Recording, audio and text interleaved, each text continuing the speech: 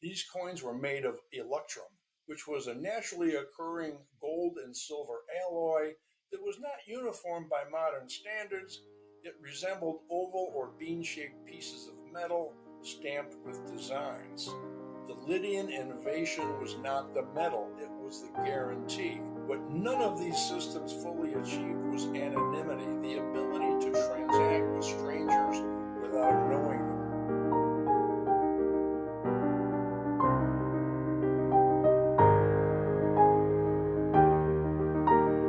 Hello, everyone, and welcome to the Moneyball Method Podcast. My name is Mark Shupe, the author of the Moneyball Method, a Middle-Class Manifesto for Objective Investing.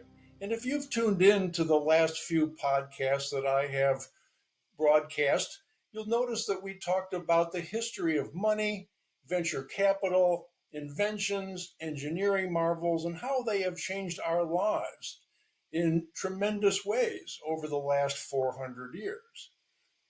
But in the big scheme of things, 400 years is really a blip on the radar screen in terms of human history. And what I'd like to do today is expand that blip to a blob on the radar screen and go back 4,000 years.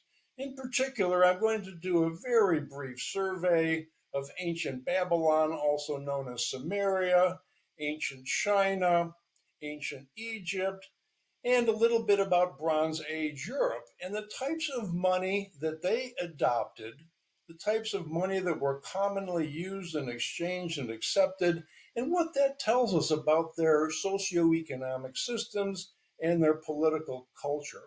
In particular, these were agricultural societies, and all of these ancient cultures used commodity money that was backed by grain, livestock, or metals. In fact, Sumeria, also known as Mesopatamia, used commodity money through the 3rd century BC, China a little bit longer through the year 2070 BC, and Egypt maintained commodity money through the 2nd century BC. However, Bronze Age Europe was a little different. Archaeological discoveries proved the ancient metal blades, rings, and curved rods were standardized in weight and used for money. The difference is that Sumeria, China, and Egypt were societies with strong centralized governments that could validate the existence of these commodities. And after the 3rd century BC, the technology to weigh with balances exploded the use of bronze metal as a medium of exchange. Eventually, this replaced the Sumerian kings, Chinese emperors, and Egyptian pharaohs who regulated currency to maintain their power and control. With perfect hindsight, the great benefit and only modern meaning to commodity money for us was to prove that money is production and production is money. No one buys or sells anything for money. Money is only an agreement on the value of goods and services we exchange for mutual profit. Beginning with Mesopotamia and depending upon the type of transaction, barley, lead, copper, bronze, tin, silver, and gold all functioned as money at various times. The shekel was the unit of weight and currency, first recorded around 3000 BC, and initially referring to a weight of money that expanded to silver, bronze, and copper. By today's units of weights and measure, a shekel is about 0.4 ounces or 11 grams. This was a remarkably sophisticated system. Silver became the most universally accepted standard because of its low flow-to-stock ratio, meaning the supply did not increase too quickly. The money was stable. Accordingly, the silver shekel became the unit of account for pricing everything from slaves to barley. However, it is important to know that the metals were accepted only as symbols. The money had no abstract value of its own. It merely represented the value of the stored commodities. In effect, the value of silver and other metals that were circulating were only as trusted as the forces that defended them in the storage facilities for the wheat and barley. However, the Sumerians operated a sophisticated system. Goods like copper, wool, and seed oils were valued with each other in a pricing grid that was maintained by government authorities. These trading equivalencies were eventually codified in legal texts that were used by trading partners throughout the Near East. In fact, it is believed that the mathematical algorithms and exponents were developed from the compound interest calculations of the Mesopotamian scribes. In other words, the time and property value of money had been established long before the great religions of peace condemned money and banned usury. In summary, the Sumerian Babylonian society endured for about 2,000 years because of a system of sound money and a system of contract. The silver was stable and it was valued by the legal protection of commodity goods. However, the money was fragile because it had no abstract value of its own. The legal protection on which it depended collapsed with the fall of centralized government.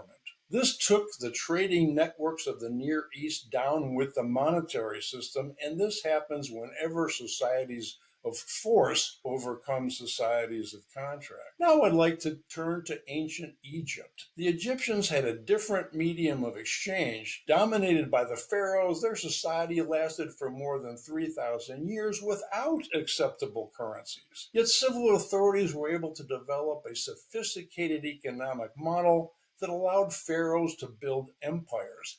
That says something. Empires are built on wealth creation and trade, always. And Egypt was able to run a sophisticated barter and redistribution system that was backed by the state. And when they needed to price things, they used the deben, D-E-B-E-N. The deben was a unit of weight equivalent to 91 grams of copper and became the universal measure of value throughout ancient Egypt.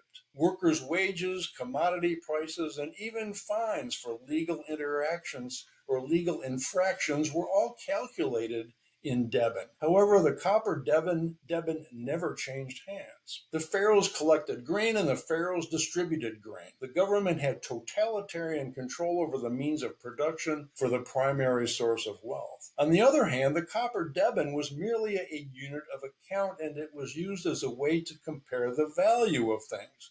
It was not a circulating medium. This reflected the nature of Egyptian society. It was a centralized agrarian state. The Nile's predictable flooding made large-scale grain storage and redistribution practical. In fact, government distribution was the dominant transaction, and markets were secondary barter systems of goods valued in debens. Frequently, trades were done on credit, denominated in debens, and repaid in goods over time. Money as an instrument of horizontal exchange between individuals was less necessary and not desirable to a regime that controlled economic life from the top. Like the Sumerian kings, Egyptian society depended on the state remaining powerful and the Nile River basin staying reliable. Now I'll turn to ancient China. This was different yet again. The currency that dominated before metal coinage was the cowrie shell, C-O-W-R-I-E. Like any decent form of sound money, these have the advantage of scarcity, durability, and portability. Cowrie shells were lightweight, easy to carry, they were recognizable, and they were hard to counterfeit. And starting around 27 BC, the cowrie shell quickly supplanted earlier forms of trade in agricultural crops and cattle during the Xia dynasty. But it was sourced from the Indian Ocean. Cowries were not only valued for their rarity, but like gold, they had symbolic wealth for value, for wealth and status. The cowrie system also had an elegant property that grain and metal did not. Because they were imported from far away, the supply was geographically constrained and therefore manageable by whoever controlled the trade routes. Accordingly, the emperors of ancient China were able to set controls and make sure that access to wealth was controlled. However, the tomb of Fu Hao, dating to about 1200 BC, was discovered containing 6,900 cowrie shells. This was an extraordinary statement of accumulated wealth, but one that was achieved by force, not by wealth creation and free trade.